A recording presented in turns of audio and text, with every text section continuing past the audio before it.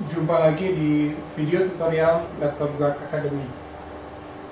Di video kali ini kita akan membahas cara kerja dari sirkuit dari sebuah IC charger, yaitu Maxim 17435 ETG. Kita sering temui IC ini di motherboard Toshiba ya pada umumnya. Sirkuit ini memiliki dua fungsi utama. Yang pertama adalah fungsi power selector ya, untuk mengendalikan input daya dari baterai ya, dan juga dari adaptor. Satu lagi adalah fungsi charging. Nah, kita akan membahas tidak terlalu detail ya, sekilas saja kita bahas mengenai tahapan kerjanya dan hal-hal yang mempengaruhi kinerja dari IC ini, Maxim 17435 ETG. Gambar ini saya ambil dari datasheet IC tersebut, jadi Anda bisa peroleh gambar tersebut di datasheet Maxim 17435 ETG ya. Pertama kali kita bahas tentang cara kerja dari sirkuit power selectornya.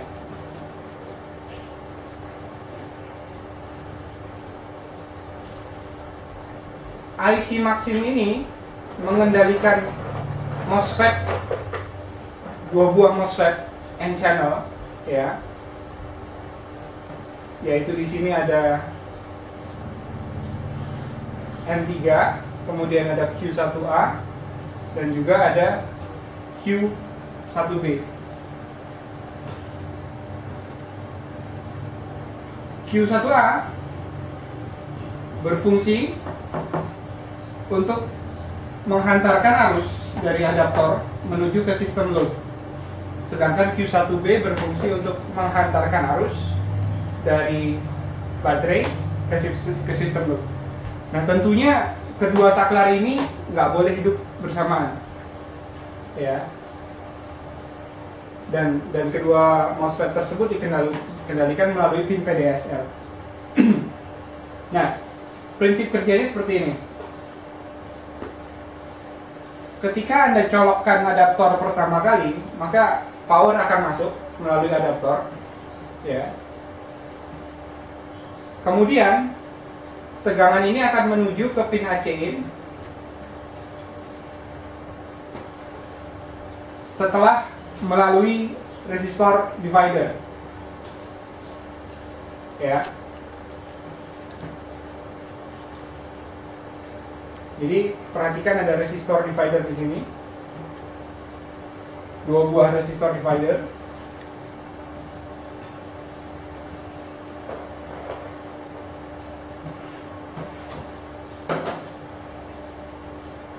Resistor R9 dan R10.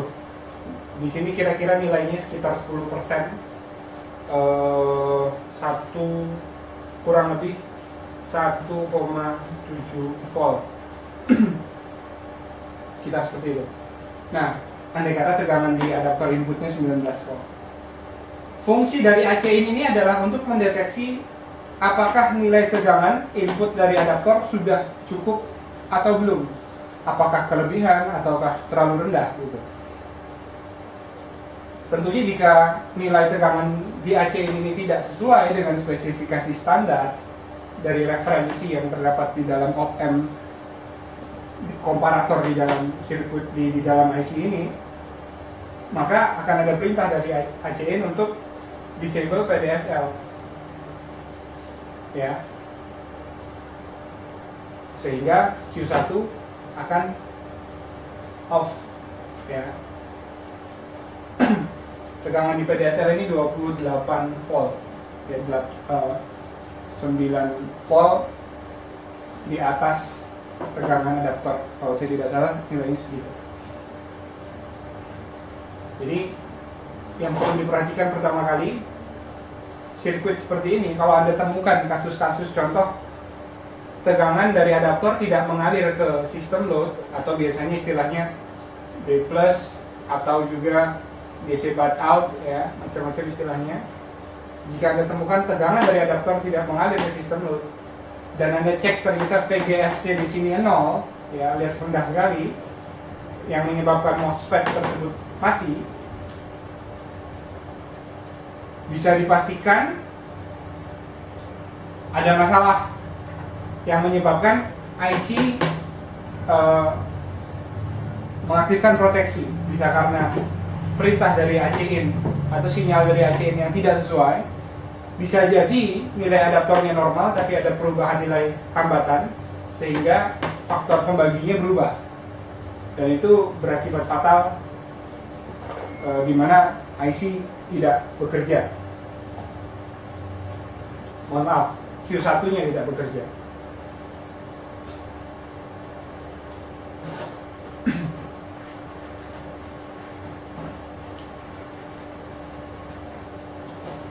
Nah, pada IC ini kita bisa perhatikan sama-sama. Anggaplah nilai AC-in oke, sesuai. Artinya pada state ini PDSL akan mengeluarkan 28 volt, ya. Dan 28 volt karena di sini ada source senilai cek di sini ada pada state ini 0, di source-nya 0. Pada drain-nya ada 19 volt dari adaptor. Maka pada kondisi ini ketika PDSL 28 volt yang terjadi adalah Q1 akan aktif karena VGS-nya adalah plus 28. Q1 akan mengalir sehingga jalur ini kemudian menjadi 19 volt. Setelah jalur menjadi 19 volt, pada state ini VGS-nya menjadi plus 9 volt. VGS-nya berubah jadi plus 9 volt. Itu yang mempertahankan MOSFET tetap terbuka. Itulah kenapa digunakan 28 volt. Bayangkan kalau digunakan tetap 19 volt. MOSFET ini akan buka, tutup, buka, tutup, buka, tutup karena nilai VGS yang tak sesuai. Ya. Pada saat yang sama, ya, ketika di gate ini terdapat 28 volt, maka di Q1B dia juga akan dapatkan 28 volt karena dia ada di jalur yang sama.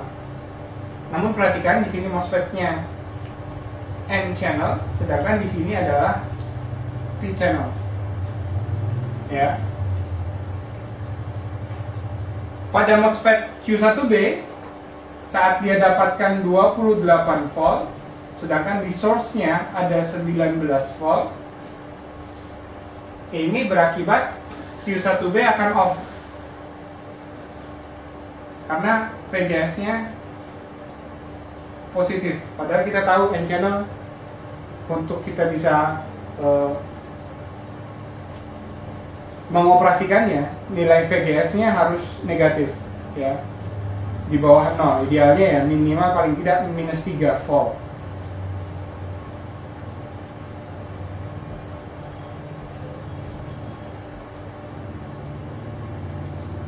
Jadi kita bisa ketahui ketika Q1A aktif secara sistem, maka otomatis Q1B akan nonaktif. Kemudian apa yang terjadi jika state kedua, saat AC-in sebutlah low atau tidak sesuai nilainya, maka PDSL akan low, akan 0. Di state ini Q1 akan off, ya, dia akan disable. Kenapa? Karena VGS-nya 0. Ya, di sini 0, sini 0. Q1 akan disable, artinya tidak ada arus mengalir dari adaptor menuju sistem load. Ya. Kemudian di sini karena di sini ada 12 volt dari baterai dan gate-nya bernilai 0, maka VGS-nya jadi minus 12 volt. Seperti kita tahu, dengan P channel VGS minus 12 volt, otomatis Q1B akan aktif, dan pada saat inilah arus dari baterai otomatis akan mengalir ke dalam menuju ke sistem load.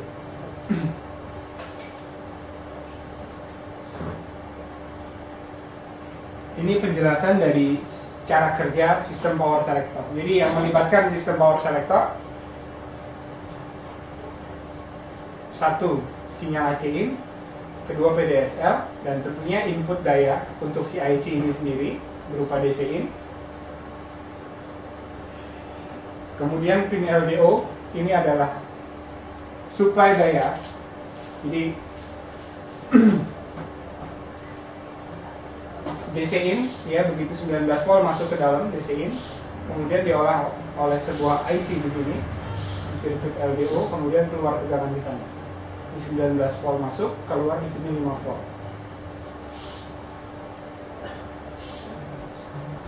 Terakhir kali setelah sirkuit ini bekerja dengan baik ya, berkaitan dengan sinyal AC juga, IC akan mengirimkan sinyal low dengan nama ACOK ya, aktif low.